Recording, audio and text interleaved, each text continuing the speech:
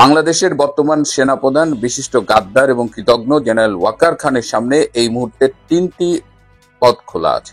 একটি হলো পদত্যাগ করে সসম্মানে চলে যাওয়া, আরেকটি হলো ক্ষমতা গ্রহণ করা, এবং তৃতীয়টি হলো এর কোনো কিছু না করেই অপেক্ষা করা এবং বিচারের মুখোমুখি হয়ে জেলে যাওয়া, যেটা ইতিমধ্যেই 25 জন সামরিক কর্মকর্তার বিরুদ্ধে গ্রেপ্তারি পরোয়ানা জারি করা হয়েছে এবং আইসিটিতে তাদের বিচার করা হবে। একই প্রক্রিয়ায় জেনারেল ওয়াকারের সামনেও একটি ভবিষ্যৎ অপেক্ষা করছে। প্রথমে আসুন তার পদত্যাগের সম্ভাবনা নিয়ে একটু কথা বলি।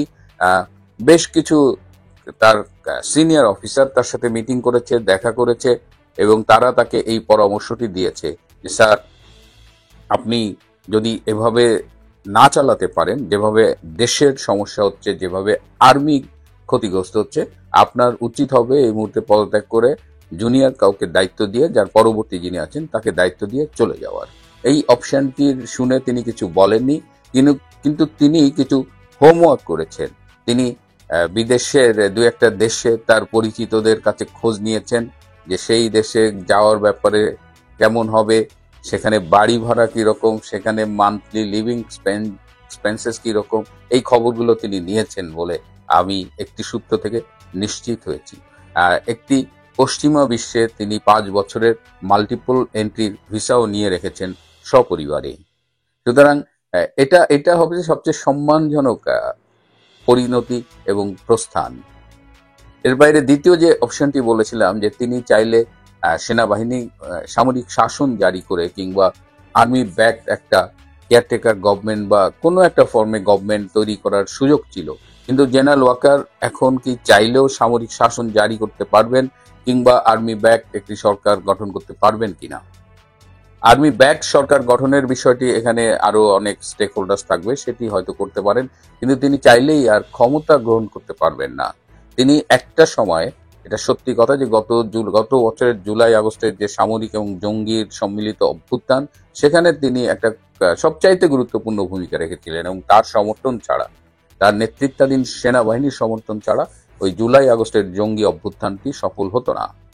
যাই হোক, পরবর্তীতে তিনি জাতির সামনে ত্রাণকর্তা হিসেবে উপস্থিত হয়েছেন, বলেছেন দেশবাসীর জানমালের রক্ষার দায়িত্ব তিনি নিলেন, কিন্তু তিনি তেমন কিছুই করেননি। তারপরে তার উপরে একটা আস্থা রেখেছিল দেশের মানুষ এবং বিভিন্ন রাজনৈতিক দল, পক্ষের বিপক্ষের রাজনৈতিক দল, কিন্তু সেই জায়গা থেকে তিনি নিজেকে সরিয়ে নিয়েছেন, পারেননি সেখানে রাখতে। সর্বজন গ্রাহ্য একজন সেনাপ্রধানের যে অবস্থান তার ছিল, সেটি এখন নেই। যদি আমি উপমা দিয়ে বলি, তাহলে বলা যায় যে একসময় তিনি ড্রাইভিং সিটে ছিলেন ঠিকই, কিন্তু পরবর্তীতে তিনি হেল্পারের জায়গায় চলে আসেন এবং যে কোনো সময় তাকে ঘাড় ধাক্কা দিয়ে ওই হেল্পারের ওই বাসের দরজা দিয়ে বাইরে ফেলে দেওয়া হতে পারে। সুতরাং he has lost his position, যে একটা ভালো অবস্থান ছিল সেটা এখন নেই। তৃতীয় অপশন হলো যে যেহেতু সেনাবাহিনীর একবার বিচার শুরু হয়ে গেছে এবং সেটা মিলিটারি আইনে না হয়ে বেসামরিক আদালতে হচ্ছে, বিশেষ করে আইসিটির মতো একটি অবৈধ আদালতে হচ্ছে, যার আদৌ আইনি কোনো এখতিয়ারই নাই এই বিচার কার্যক্রম পরিচালনা করার, কিন্তু তারা গায়ের জোরে অবৈধ অধ্যাদেশ জারি করে এই কাজগুলো করছে। তো সেই তালিকা আরো দীর্ঘ হবে বলেই ধারণা করা হচ্ছে এবং সেই দীর্ঘতর তালিকার এক সময় জেনারেল ওয়াকার খানের নামও থাকবে। সুতরাং এই তিনটা সম্ভাব্য পরিণতির দিকে আরো কিছু কথা আছে। যে আমি আগেই বলেছিলাম যে জামায়াতে ইসলামের একটি মিটিং এ তাকে মুনাফেক বলা হয়েছিল।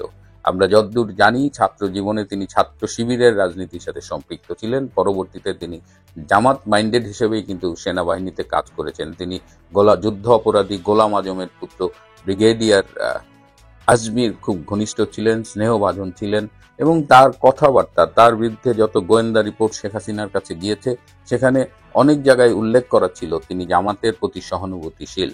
কিন্তু আওয়ামী লীগ সরকার তাকে সেনা প্রধান করবার আগে সেটি আমলে নেননি, কিন্তু পরবর্তীতে গত বছরের 5ই অগস্ট থেকে তিনি একদম ওপেন বারবার প্রমাণ করছেন যে তিনি আসলে জামাতেরই।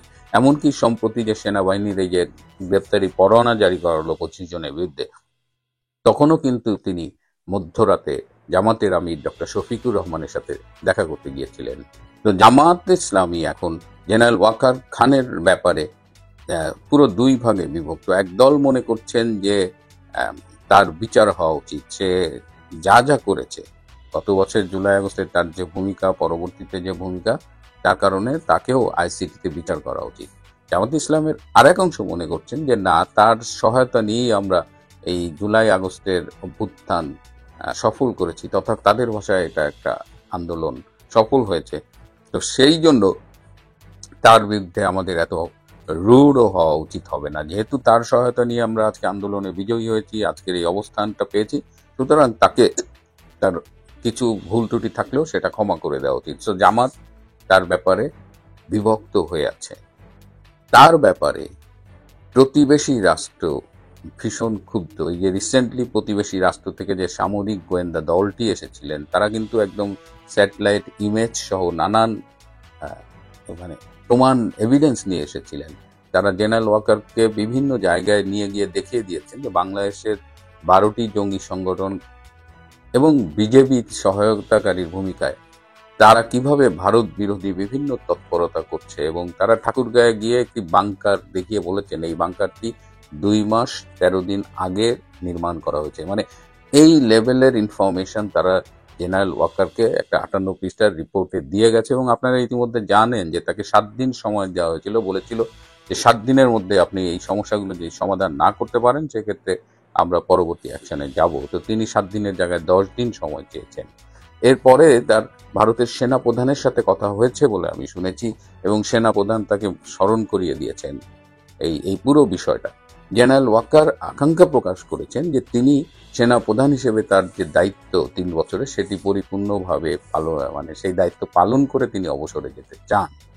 এবং এর জন্য তিনি যা যা করার দরকার, যা যা সহায়তা করা দরকার সেটি করবেন বলে প্রতিশ্রুতি দিয়েছেন। কিন্তু ভারতীয় সেনা প্রধান তা এই কথাটি বিশ্বাস করেননি। তিনি সবাইকেই প্রতিশ্রুতি দেন, তিনি সব নৌকায় পা রাখেন। তার মনের ভেতরে জামাত থাকলেও তিনি যখন আওয়ামী লীগ সভানেত্রীর সাথে কথা বলেন, তিনি যখন ভারতের সেনা প্রধানের সাথে কথা বলেন, কিংবা এই মাইন্ডেড লোকজনের সাথে কথা বলেন, তখন তিনি এমন ভাব করেন যে তিনি তাদের জন্য নিবেদিত প্রাণ। যেটা আমি সেই বলছি যে একজন প্রাক্তন সেনা কর্মকর্তা বলেছিলেন বারবার। আমি যখন জেনারেল ওয়াকার খানের সাথে সম্পর্কে বলি, ওই লাইনটা মাথায় আসে যে সে খুব ভালো নাটক করতে পারে। তো জেনারেল ওয়াকার খানের নাটকের এখন আর তেমন দর্শক পাওয়া যাচ্ছে না, সবার কাছে তার চরিত্রটি উন্মোচিত। বরং এখন যদি সে ভারতের দেওয়া তালিকা অনুযায়ী জঙ্গিদের বিরুদ্ধে ব্যবস্থা না নেয়, তাহলে কিন্তু তার বিরুদ্ধে ভারতও সক্রিয় হয়ে যাবে। এবং সে যে জঙ্গিদের বিরুদ্ধে এই 10 দিনের মধ্যে কিছু করতে পারবে, এটা আমি অন্তত বিশ্বাস করি না। যদি সে করে সেটা হবে মিরাকল। হ্যাঁ, কারণ জঙ্গিদের উপরে ভর করে সেনাবাহিনীর পৃষ্ঠপোষকতায় আজকের এই বাংলাদেশ, আজকের এই ইনুসের অবৈধ রেজিম। সো এখানে জঙ্গিদের চাইলেই মোকাবেলা আপনি নিয়ন্ত্রণ করতে পারবেন না। তো এই জায়গাটা অলরেডি জটিল হয়ে গেছে। আর ভারতের পক্ষ থেকে খুব স্পষ্ট জানিয়ে দেওয়া হয়েছে যে এখন যুদ্ধ করতে 50 লাখ লোক লাগে না। যেমন নিউ ইয়র্কে জামাতের নায়েবে আমির ডক্টর তাহের বলেছিলেন যে 50 লাখ লোক, তার অর্ধেক ভারত থেকে যারা আসবে ঘোড়ায় চড়ে তাদের ঠেকায় দিবে। তো এখন তো আর যুদ্ধ আসলে ঘোড়ায় চড়ে 50 লাখ লোক হয় না, এখন তো বোতাম টিপে যুদ্ধ হয়।